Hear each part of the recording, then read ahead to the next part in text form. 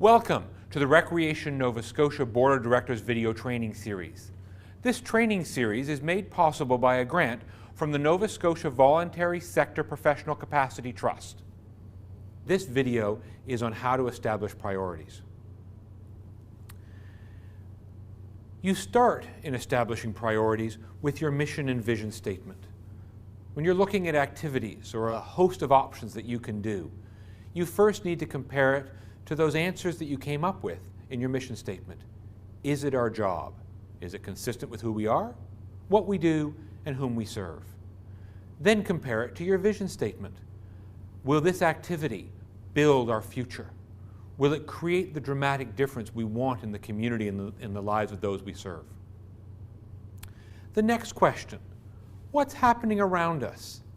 Politically, economically, socially, technologically, demographically, environmentally. What's happening in your industry or your sector?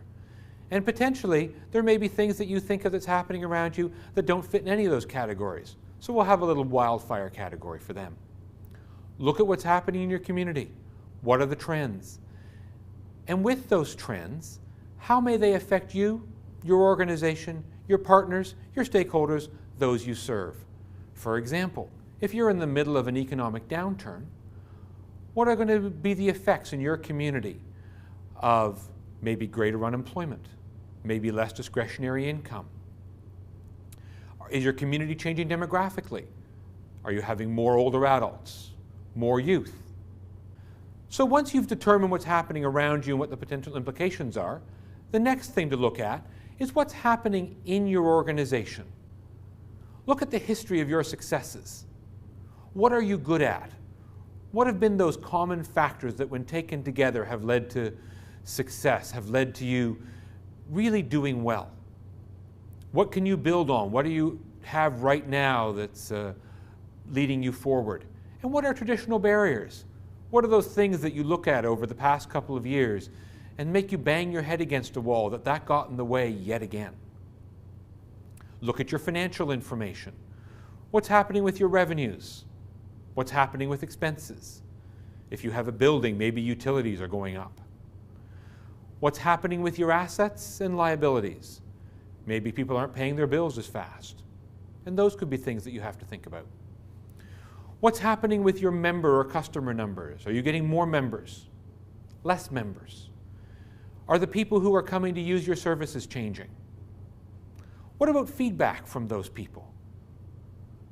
And you should think about, how are we going to get feedback?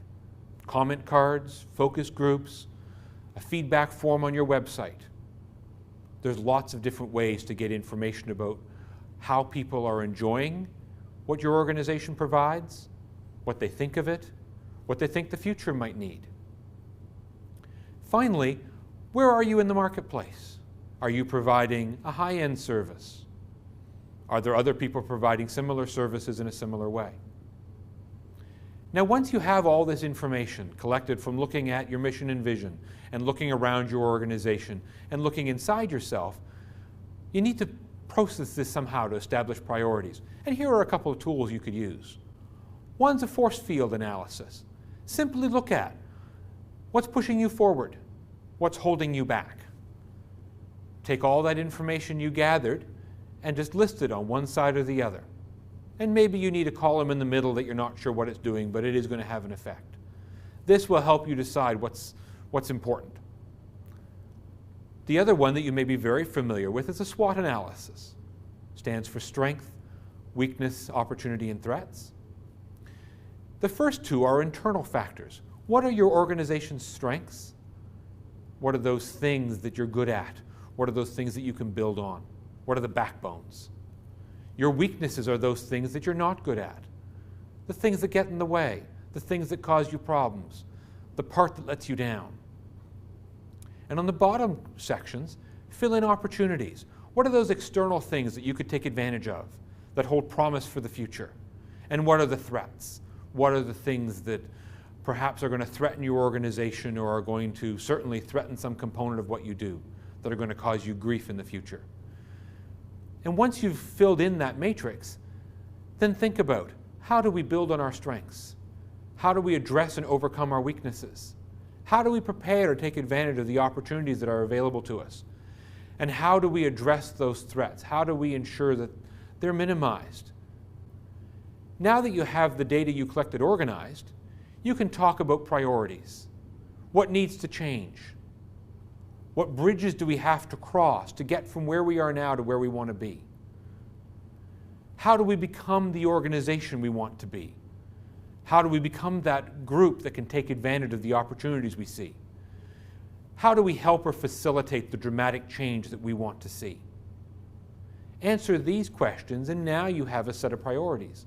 And all that's left is to look at that list and choose what's number 1, what's number 2, and what's number 3.